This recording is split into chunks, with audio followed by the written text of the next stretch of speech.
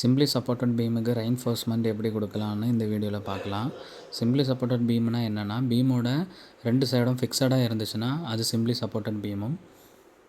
Simply supported பீமுக்கு bending moment diagram பார்த்திங்கன்னா, பீமோட பாட்டமில் தான் வந்து பெண்டிங் மூமெண்ட் அதிகமாக இருக்கும்.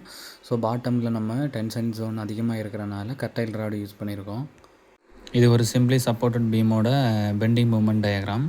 இப்போ பாயிண்ட் லோடு மேலேருந்து ஆக்ட் ஆகுச்சுன்னா நமக்கு வந்து மேலே வந்து கம்ப்ரசிவ் ஜோன் ஆகும், கீழே வந்து டென்சில் ஜோன் ஆகும். உங்களுக்கு ஆல்ரெடி நான் வீடியோவில் சொல்லியிருக்கேன்.